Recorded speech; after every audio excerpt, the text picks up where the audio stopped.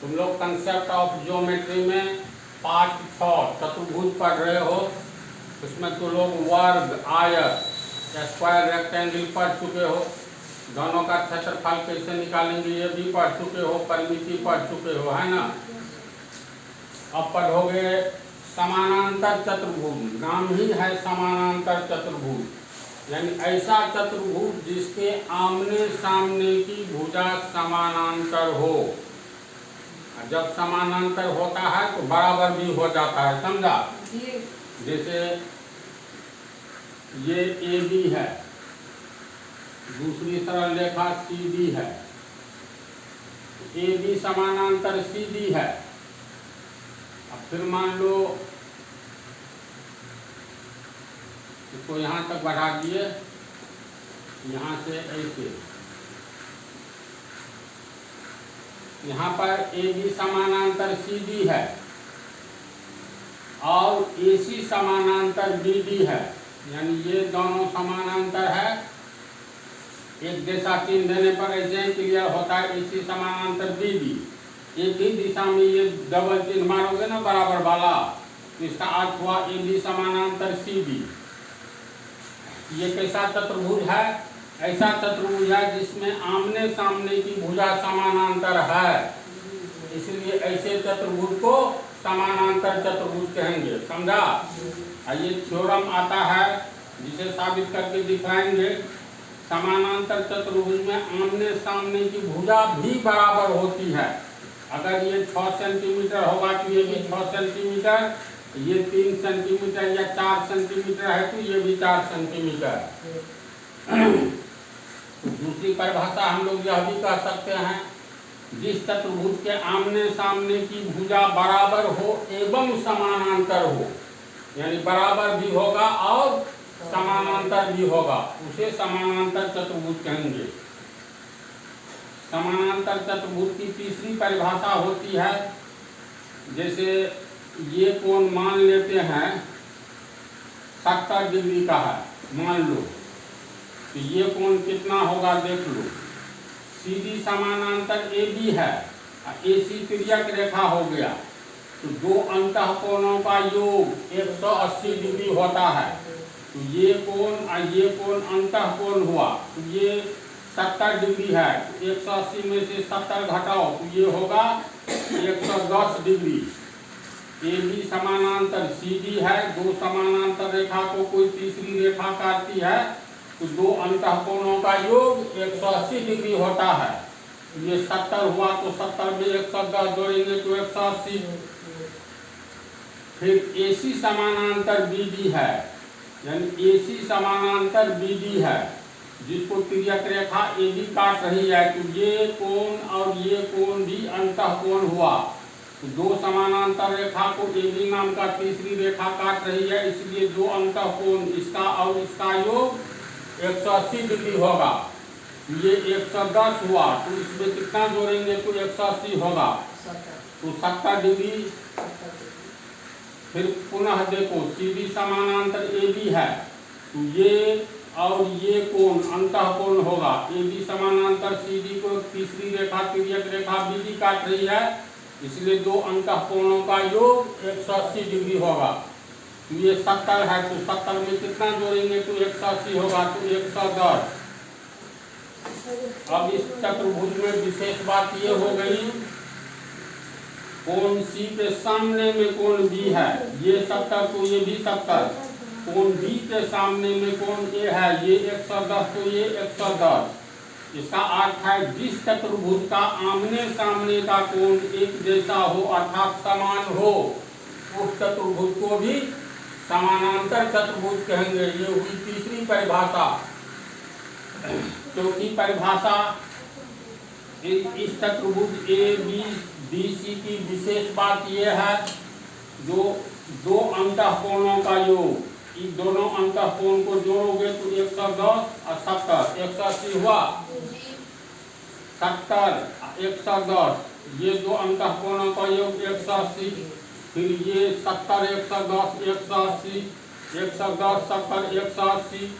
इसका अर्थ है ऐसा चतुर्भुज जिसमें दो लगातार कोणों का योग, दो लगातार कोण का अर्थ हुआ ये पहला लेंगे तो ये दूसरा लेंगे, ये पहला लेंगे तो ये दूसरा, तीसरा, चौथा, पहला, दूसरा, तीसरा, चौथा।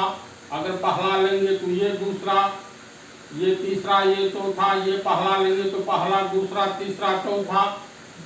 कहने का अर्थ ये जिस चतुर्भुज में दो लगातार कोणों का योग 180 डिग्री हो, ऐसे चतुर्भुज को भी हम लोग समानांतर चतुर्भुज कहेंगे। ये दो लगातार लो तो 180 डिग्री जोड़ करके होता है, ये दो लगातार लेंगे तो पर भी 110, 70, 180, ये दो लगातार लेंगे तो पर भी 180, ये पहला ये दूसरा लेंगे दो लगातार तो पर भी 180। ये हो गया चौथी परिभाषा, जिस चतुर्भुज का दो लगातार कोणों का योग 180 डिग्री हो उसे हम लोग समानांतर चतुर्भुज कहेंगे। समझा? इसके बाद पांचवी परिभाषा, जैसे मान लो ए को डी से मिला देंगे, सी को बी से मिला देते हैं, तो ये जो है यहाँ अगर हम लोग बिंदु ओ देते हैं, ये ऐसा चतुर्भुज है जिसका विकर्ण ए बी और सी डी एक दूसरे को समद्विभाजित करता है, अर्थात CO बराबर ओ बी, AO बराबर ओ डी और दोनों की लंबाई समान होती है। तो ऐसा चतुर्भुज जिसके दोनों विकर्ण एक दूसरे को समद्विभाजित करे एवं समान लंबाई का हो, तो ऐसे चतुर्भुज को हम लोग समानांतर चतुर्भुज कहते हैं। इस तरह तुम लोग को 5 परिभाषा हो गया, तो पांचों परिभाषा को अब हम लिखा देते हैं। ये 2 परिभाषा है और हम लिखते हैं। देखो दूसरी परिभाषा में जिस चतुर्भुज के आमने सामने की भुजा समान हो उसे समानांतर चतुर्भुज कहते हैं।